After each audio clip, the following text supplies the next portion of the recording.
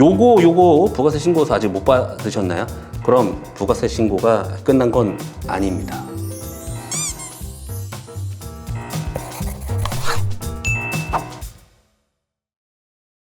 네, 여러분 안녕하세요. 세무법 엑스퍼트 김찬수 세무사입니다. 7월 25일이 끝난 7말 8초 요즘 시점이죠.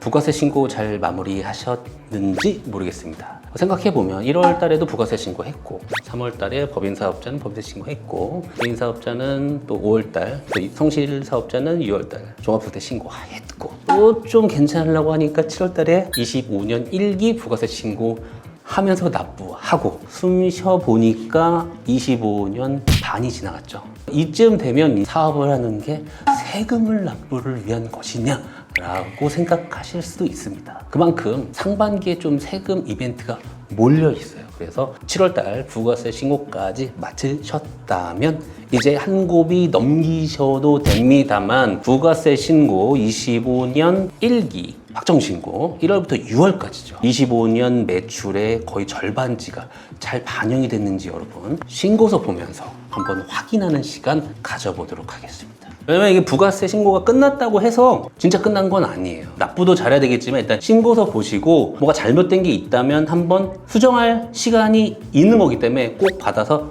보셔야 됩니다. 부가세 신고서 어떻게 생겼냐. 자, 이렇게 생겼습니다. 제 얼굴을 가리고 있죠. 왜? 두 개니까. 부가세 신고는 일반 과세자에 의한 신고가 있고 간이과세자에 대한 신고가 있습니다.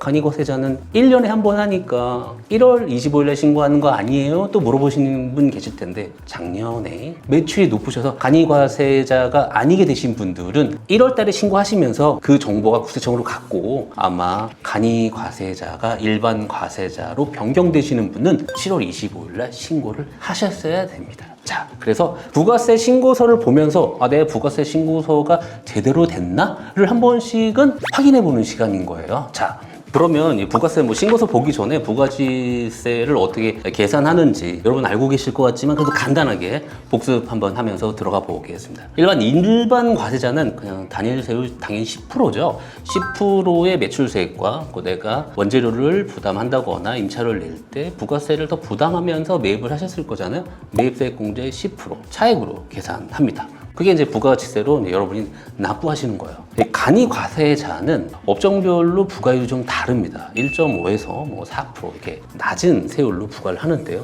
요 자료를 좀 보시면 부가율이 이제 업종마다 소매업, 음식점업 15%, 제조업 20%, 숙박업 25% 이렇게 업종마다 이렇게 부가치세율이라고 있는데 이걸 보시면서 내가 매출 올렸는데 이렇게 여기다 세금을 이렇게 20%, 15% 낸다고? 이게 아니라 업종에 따른 이 부가율을 곱하고 여기다 다시 10%를 곱합니다. 10,000원짜리 음식을 하나 팔았다. 그러면 음식점 같은 경우는 부가가치율이 15%니까 1,500 그리고 10%니까 다시 150원이 되겠죠. 그렇기 때문에 간이과세자가 좀 낮은 세율을 부과받는다. 이 간이과세자 세금 얼마 나오고 일반과세자 얼마 세금 나오는지는 제가 예전에 찍어놓은 영상이 여기 있나요? 여기 있나요? 여기 있어요. 그거 참고해서 보시면 돼요. 세무대리인이 부가가치세 신고서 줬잖아요. 안 보내주셨으면 달라고 하시면 되고 받으시면 일단은 과세표준 세액이라고 있는데 매출 검증을 한번 해봐야 되거든요. 물론 세무대리인이 매입 쪽과 매출 쪽 어느 곳에 더 포커싱을 둘까라고 물어보신다면 세무대리인은 단연코 매출 쪽에 포커싱을 더 둡니다. 그래서 세무대리인이 해준 부가치세 신고서가 매출이 빠질 일은 거의 없어요. 여러분이 종이세금 계산서가 있었는데 세무대리인에게 공유해주지 않아서 몰랐던 건 세무대리인의 규칙이 아니기 때문에 공유해줬다면 매출이 다 이제 반영이 됐을 텐데 그걸 어디서 보냐면 자, 우리 이제 홈택스에 한번 들어가 보시는 거예요. 그리고 세금 신고, 부가치세 신고 자료 도움에서 통합조율을 한번 눌러보시면 짜잔 이렇게 자료가 나옵니다. 근데 이제 현금영수증은 공급 가액이랑 부가세가 나뉘어져 있고 신용카드와 판매 대행 자료는 부가치세가 합산되어 있거든요. 이걸 잘 발라서 과세표준 및 매출세 계산서에 여기 들어갑니다. 이게 이제 매출에 대한 거고 검증을 하실 때 아마 의뢰인 분들, 사업하시는 대표님들은 매입세 공제가 제대로 반영됐는지가 매우 궁금하실 거예요. 왜냐하면 매출은 이미 고정적으로 딱 잡혀 있어서 확정적인 거고 사업상 인정받아서 어떤 금액을 매입세 공제로 받을 것이냐에 따라서 내가 납부하는 부가세가 달라지기 때문에 이 매입세 공제가 잘 들어갔는지를 한번 확인해 보셔야 됩니다. 자, 그거는 우측 매입 항목을 보시면 전자세금 계산서 그리고 계산서 이쪽은 아마 잘 자료가 연결되어 오니까 요거는 검증 대상이 아니실 거고 보셔야 되는 게 현금 영수증과 사업용 신용카드 중에 사용액 중에 매입세 공제로 처리된 금액만 여기에 옵니다. 그러면 이걸 내가 못 바꾸느냐? 바꿀 수 있어요. 근데 여러분이 의뢰를 했기 때문에 세무 대리인에게 그러면 어떻게 어떤 항목이 공제됐는지 요청을 해서 받아보시는 것도 좋습니다. 나는 이러한 항목은 내 사업상 경비인데 왜 공제가 반영되지 않았지라고 한번 검증을 한번 해보시는 거예요. 그래서 이 검증 절차를 한번 해보시는 게 절세를 하시는데 좀 도움이 될 수 있다. 이걸 좀 말씀드리겠습니다. 네, 그러면 이제 매출세 그리고 매입세액이 정해졌단 말이에요. 그러면 이 아래에서 경감공제세액이라고 그 밖에 매입세 공제라든가 신용카드 발행 공제 이런 거를 공제를 해줍니다.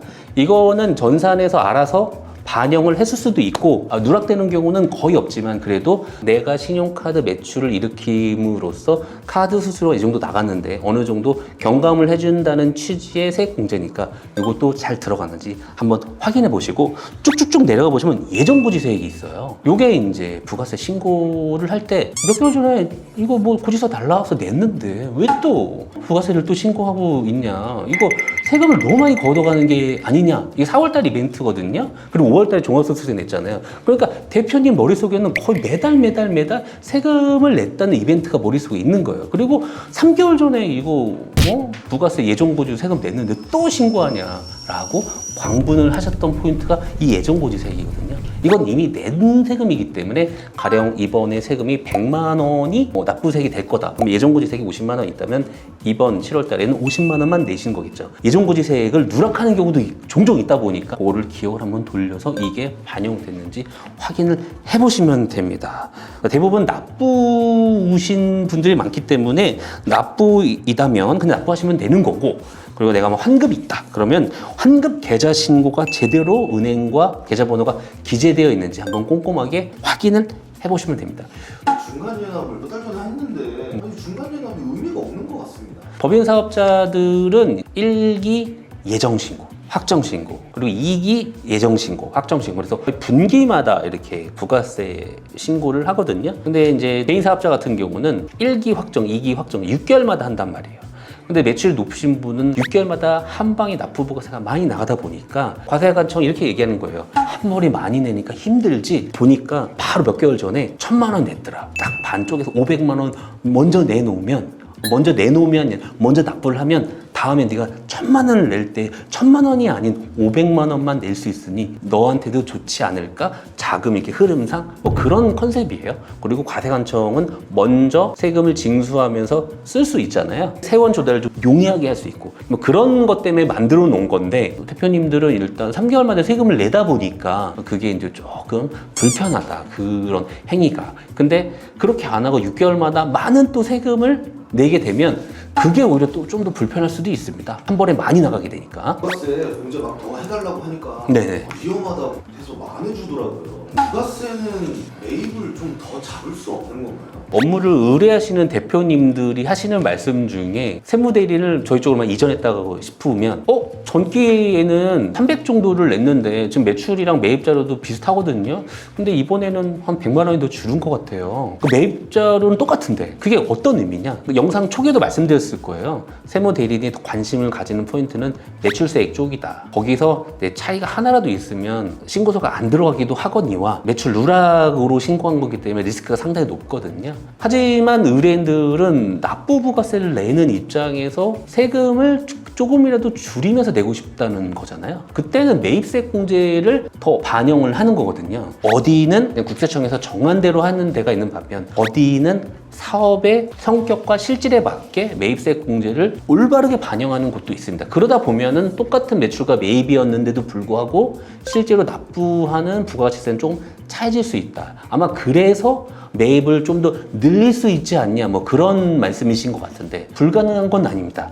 단 과세관청은 모든 사업자의 세무신고를 받다 보니까 각 업종마다 이 업종은 매출이 얼마일 때 매입세 공제로 되는 비율이 이 정도야라는 데이터를 평균적으로 갖고 있습니다. A 업종 그러면 매출이 한 100 일어나면 매입세 공제되는 비용은 한 60 정도야. 그래서 납부 부가세를 한 40 정도 돼. 그런 자료를 갖고 있단 말이에요. 엄청난 데이터를 갖고 있어요. 근데 나는 매출이 100인데 60이 아니라 70, 80으로 불공제가 확실한 것까지 매입에다 넣어버리면 성실신고를 하라는 알람이 뜰 수도 있고 소명 요청도 있을 수 있기 때문에 너무 매입세 공제를 많이 내면 위험하다라고 얘기를 하는 거죠. 그리고 너무 긴가요? 아니 괜찮았어.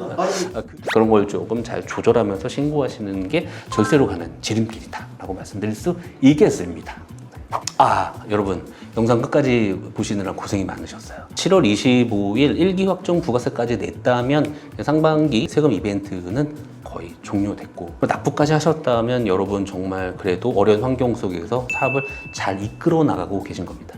제가 이게 부가세 신고서를 어떻게 보는지에 대한 영상을 준비를 했지만 솔직히 부가세 신고서를 받아보시면 세세한 항목들이 너무 많고 용어도 어려운 게 되게 많이 있어요. 그래서 제가 여기서 이 모든 걸 다루기에는 노잼 영상이 되기 때문에 여러분들이 안 봐주실 가능성이 상당히 커요. 그래서 이 모든 걸 다룰 수는 없습니다. 그래서 난 이런 거 정말 궁금한데 내 세무대리한테 물어봤는데 얘기를 안 해주더라. 그러면 세무부문 엑스퍼트 쪽으로 연락을 주시거나 댓글에 남겨주시면 저희가 성심성의껏 답변을 드리도록 하겠습니다. 영상 끝까지 봐주셔서 감사하고요. 다음에도 또 좋은 영상으로 찾아뵐 것을 약속드리면서 구독, 좋아요, 알림 설정도 부탁드리겠습니다. 감사합니다.